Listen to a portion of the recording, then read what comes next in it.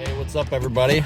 Aaron Puff from Awareness Motorsports coming at you, and it is Friday, December 27th, just 2 days after Christmas, and I am, as any good racer should be doing, I am headed to the big shop to work on the cars as we are in the throes of preparation for the 2020 season. So come along with us. We're going to be working on the stocker a little bit tonight.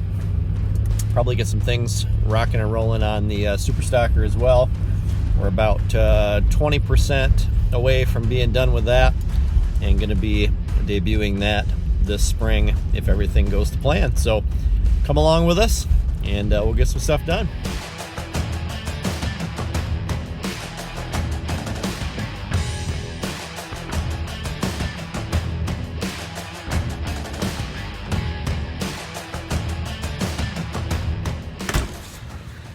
All right, hey guys, we're out here at the big shop and got the heat turned on. It was absolutely beautiful, about 60 degrees on Christmas Day, and here we are 2 days later.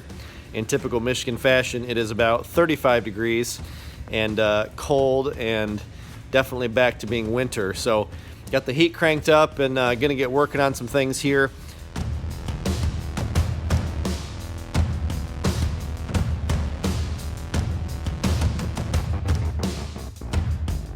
So a couple things we're going to be working on in the shop here over the next couple of weeks is going to be getting the stocker buttoned up. We've got a couple things we're ironing out on that, and then our hope is to get that thing put in the trailer and stored away for the winter so we can turn our focus to the super stocker behind me here and really get that buttoned up and ready to shake down when spring comes. So we're hoping both cars are ready to go the last week in April, first week in May, somewhere in there, and that's what we're shooting for. So on the stocker, we've got two main projects we're working on right now.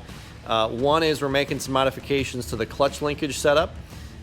For those of you that have worked on these Fox body cars, these cars originally came with a quadrant style clutch pedal setup.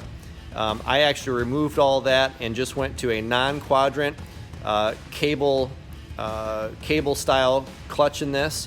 So this has got an older style, like 79 to 83 Mustang non-quadrant style clutch setup in it right now. And the problem we were finding is, in order to get the amount of clutch travel we needed at the fork, we had to use the entire travel length of the pedal inside the car, which for any of you that race a stick car, you know it's not ideal to have to disengage the clutch pedal the entire travel length on every gear shift. That takes time. So we're in the process right now. We're removing the clutch pedal assembly and going to be replacing it with a quadrant style. And we actually found a quick release quadrant style, or a quick release quadrant that was built by Steeda that we're going to try, that's supposed to have a better ramp angle and supposed to disengage the clutch more quickly. So hopefully that's going to help us get those gear changes to happen quicker and just make our repeatability with the clutch a lot more consistent. So that's number one. Number two is we've been having trouble ever since we brought the car out. We've really been having trouble getting the car to hook up like we know it should on the launch. We've come a long ways on it. We've gotten the car better. We've worked on things with the suspension. I've worked with Dave Goldie over at QA1. Got us set up and made some great recommendations with some double adjustable struts on the front, single adjustable Stocker Star series shocks on the rear. That all helped. We've also worked with Cale and Tinsy Aronson, our good friends over at Black Magic Clutches. They helped us with some of the clutch tuning and setup. We're creeping up on that. We actually took some more clutch out of it again, so we're thinking we're getting right where we need to be with the clutch. But the one thing that we didn't realize, I'll take you guys over here and show you, is for those of you that don't know Stock Eliminator, the class that we run with this car, we have to run the stock suspension. We can't use a tubular K-member. We can't use coilovers. We have to use stock control arms, stock K-member, all the stock componentry. We can have adjustable shocks. We can alter the springs a little bit and put different spring rates and things in, but we have to use the stock components. Well, what we realized when we were talking in the shop last week is in our haste to get the car together when we initially built it, we actually put the front control arms back together to factory torque specs and didn't make some of the necessary modifications that we needed to make those a lot more free so that the suspension would fall away as freely as it can.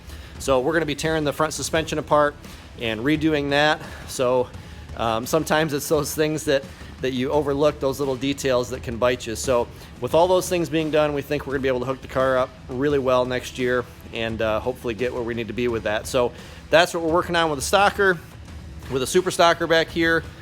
We've still got quite a bit to go. I'd say we're about 75% done, somewhere in there. But we got, you know, first time everything goes together after you've done any major rework, you know, there's always fitment issues and things like that. And we've done a lot of updating and replacing on this car. So we've got plenty of time. We've got about 12 weeks, but we want to make sure that when the weather breaks and we want to go test, that it's ready to go. We can fire it up, drive it out, load it up, and head to the track. So that's what we're working on. Stick with us and we'll have some fun. All right, guys, here's what we're talking about. I'm under the dash of the stocker right now, and this bracket right here with the pedal assembly, so it's got the brake pedal down here and the clutch pedal, that's what's got to come out, and we've got to swap out the clutch pedal assembly. So this pedal and the shaft assembly up in there has got to be changed out so that we can switch over to the quadrant style with that new quick release quadrant. So that's what we're working on, and let me tell you, it's all kinds of fun being up underneath the dash here, so I'll keep you posted. All right, guys, so we got the pedal assembly out of the car, and as you can see, so here's the clutch pedal, and you've got a shaft here. You can see that. Flip it over here. You've got a shaft that runs through the bracket assembly over here to this L bracket here. Actually, it's a Z bracket. And on this car, since we went with the non-quadrant style, the clutch cable just attaches with a little eyelet right here to this pin. So as you move the clutch pedal, it moves this bracket back and forth and disengages the clutch. Well, what we're finding is that's not giving us enough motion. So what we're going to switch to, let me grab it over here. We're switching to this quadrant style right here. So we've got to change out the pedal and bracket assembly, but then what's going to happen instead, the cable's going to go through, it actually fits down inside that groove there and hooks right here on the back, and you can see that the radius is bigger, but then the way that Steeda designed this piece, it's also got a faster ramp angle, so we're going to be able to actually disengage the clutch faster, in addition to there being a wider arc that we're rolling the cable over. So a couple of different ways we're speeding that process up, and that's what we're working on next. All right, guys, we just left the big shop and got quite a bit done tonight. We got the clutch quadrant assembly all installed on the super stocker, and got the old one removed and got the new one about 75% installed on the stocker. Got a little bit of buttoning up to do there, but got the new quadrants on, got the new cables installed, and did some measuring and found out we're going to get about an extra inch or so of travel at the fork. So that's going to accomplish exactly what we wanted to by making sure that the clutch is disengaging quickly, so we don't have to use the entire length of travel in the clutch pedal. So got some things done, making some progress, and on to the next one. So we'll talk to you guys soon. Thanks for checking us out.